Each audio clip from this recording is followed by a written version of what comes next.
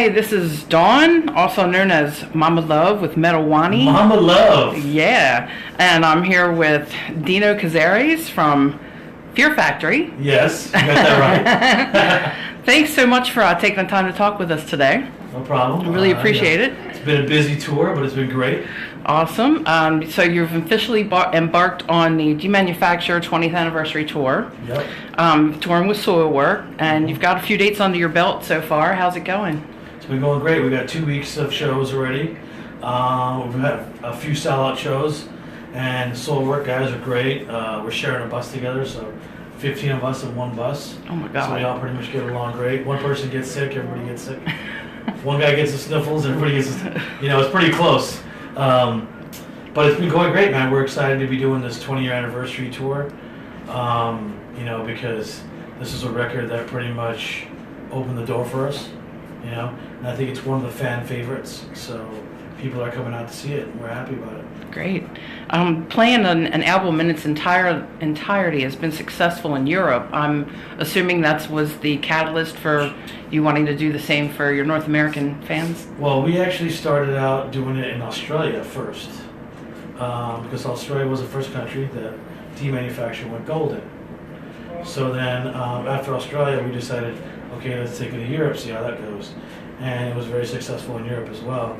And then once all the US fans started hearing about it, they were like, posting on our Facebook page and Twitter and Instagram saying, hey man, you should bring it over here. So that's what we did. We decided to do it here, and we're happy that we did, Yeah, so you had a lot of factors that played into wanting to do that.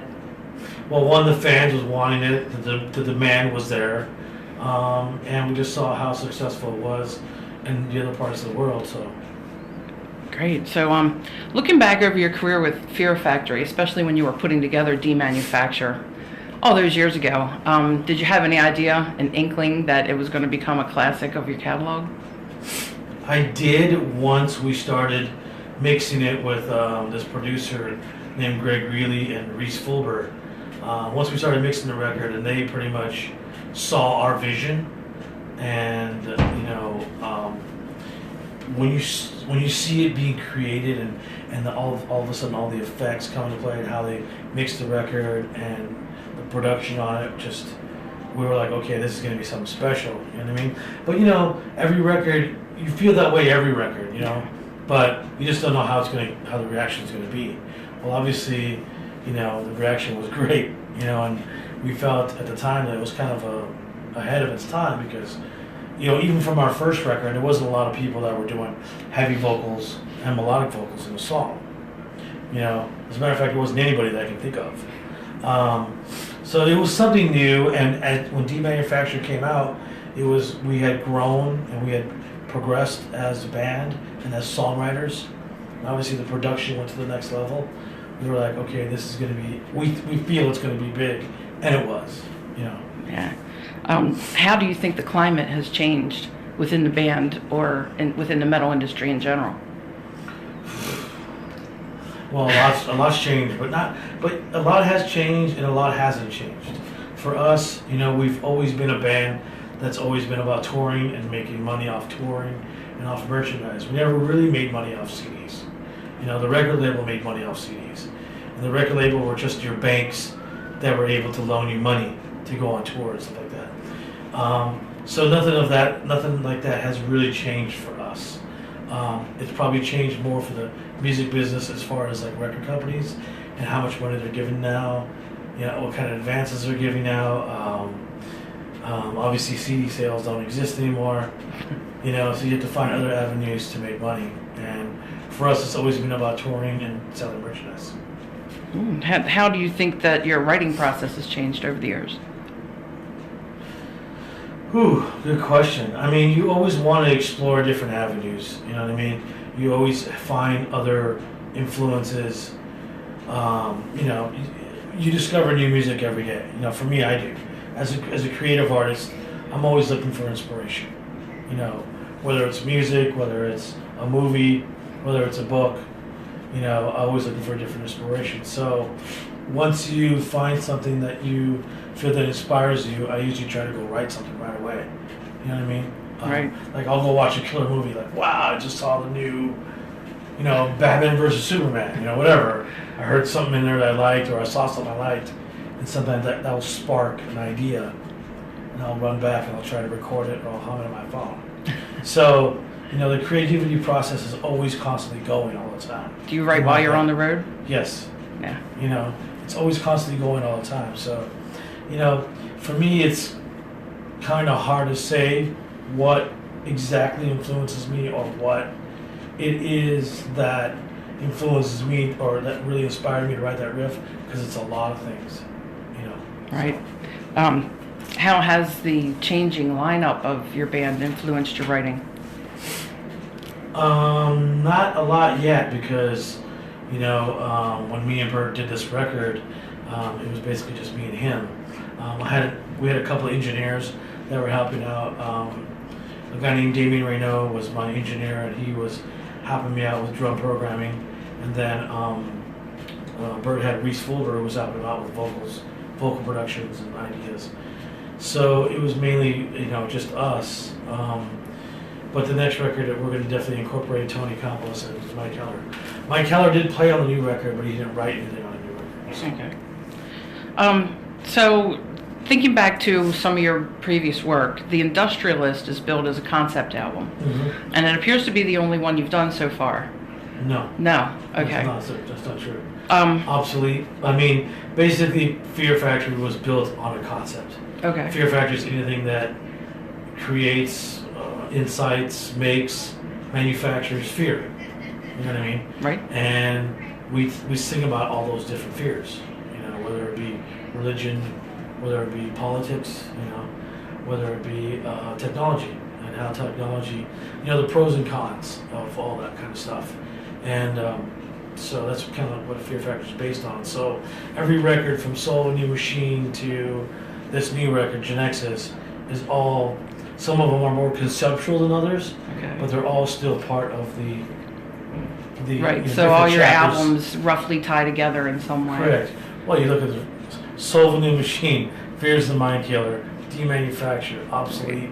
It's like they're all pretty much together. There's a recurring theme there. Yes, I exactly. See. So I understand you received a bit of backlash regarding the Industralist and your use of electronic drums. Yes. Has that subsided since you've gone back to a traditional? Yes, quite a lot. Yeah. We at the time we were kind of left high and dry. We didn't have a drummer, so we decided to do drum programming. A million other bands do it. A lot of people do it, but just a lot of people are not honest about it. So me and Burton decided to be honest about it, and we thought, because we are a band that sings a lot about technology and how technology evolves, why would anybody care?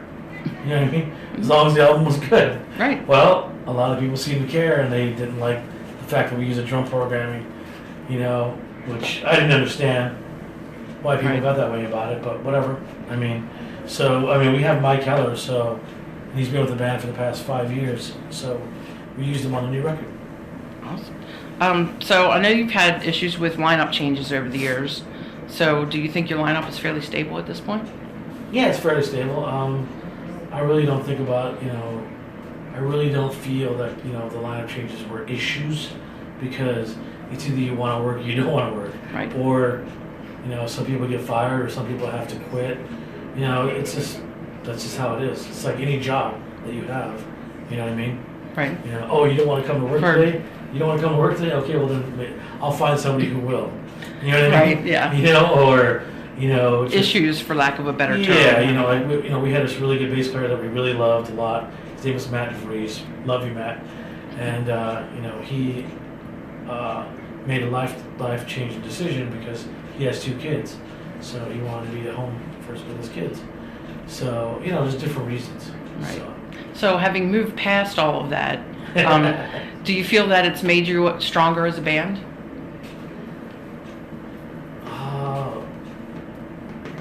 I think that the strength comes within us, you know what I mean? Me and Burton, mainly. It's mainly me and Burton. That's where the strength comes from. We welcome, we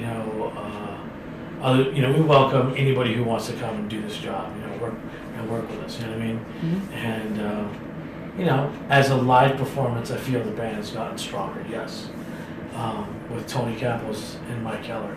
Mike Keller is a very precise drummer. He's very technical. He's amazing. Tony Capos, he's been playing with me off and on in bands and different projects I've worked on for the past 20 years. So he knows our style. You know, it was really more about with Tony. It was about availability. You know, he's been in a lot of bands, Static X, Soulfly, Ministry, and a couple other ones I'm missing. Prom. So when he was available, you know, we decided to bring him in. Right. So. Cool. So, speaking about your side projects, ASSESINO, is ASSESINO. That's the correct pronunciation? Yes, you did a good job. Okay, good. Any idea when that new album is coming out? Oh, good question. We're hoping this year. We're really hoping this year. We've been working hard trying to find the time to do it, but obviously Fear Factory takes a lot of our time. Yeah. But it's really cool now because me and Tony are on the same schedule, whereas before we weren't. You know? Right. So now we're on the same schedule, so hopefully we'll be able to complete that record finally. And Divine Heresy? Divine Heresy still is even on the further back burner than ASSESINO. It's just whenever I really get time, you know. Yeah. Well, your most recent record dropped last year in 2015, Genexus. Mm-hmm. Have you started writing anything new as far as something that you'll be releasing? Not yet. It's only been, what, 6 months? I I know stuff goes by quick. 2015, right? Yeah, exactly. It might be out of date 6 months from now.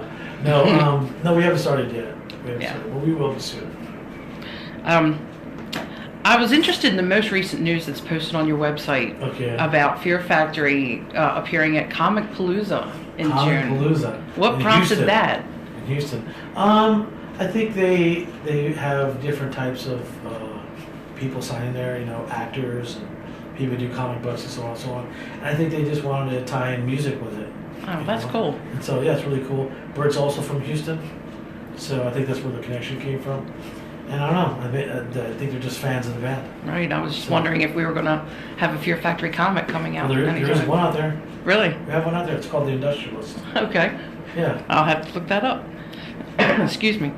So I'm interested in your take on interviews and anything that you might say in general being taken differently by fans worldwide. Mm-hmm. The internet, you know, it can be a boon as well as a bane to heavy metal. There's freedom of expression, but we also start to second guess ourselves when we start trying to express, you know, various things. What's your take on that? Do you agree? Well, obviously, you know, I'm not afraid to express my true feelings or how I feel about things. Obviously, the internet, there's pros and cons to the internet, you know, and sometimes you just have to be careful what you say. Some people will take it wrong. Right. You know what I mean? But you don't hold back. No, but I mean, you just have to be careful sometimes. Like, in other words, there was some things I had said recently about Donald Trump that I got a lot of racist backlash towards me. And a lot of people were sending me, you know, threats and death threats and harm. That was when I was like, okay, this is like, I won't, you know, make any more comments about that. You know what I mean? Because it's just like, I'm not going to risk my life. Right, you don't need because that. of my opinion on what I feel about Donald Trump, you know? Yeah. So. So speaking of the internet, I saw an article where you did your first tour in India back in 2014. How was that experience for you? Loved it. The flight sucked. It was 24 hours to get there. Oh my God. But once we got there, it was amazing. It was like, it's a whole different world out there. You know, we saw a lot of poverty, but we saw a lot of great things. You know, the food was amazing. Festivals, festivals were like any other festivals you'd go to. Kids are hungry for metal out there. It's way in the hell out there, so they don't get much out there. Right. So when they do, they just go nuts. So. You know, have a lot of fans out there. Do you have any message for them you want to give? I can't wait to go back. And I think this year will be the first time we're going to South Africa too, coming up. Wow, cool. Yeah. Look forward to that. We can next time we talk, I'll tell you about that one. Awesome, great. All right, thank you very much for taking the time to talk with us today. Thank you. Thank you. And before we go, if you could give us a station ID.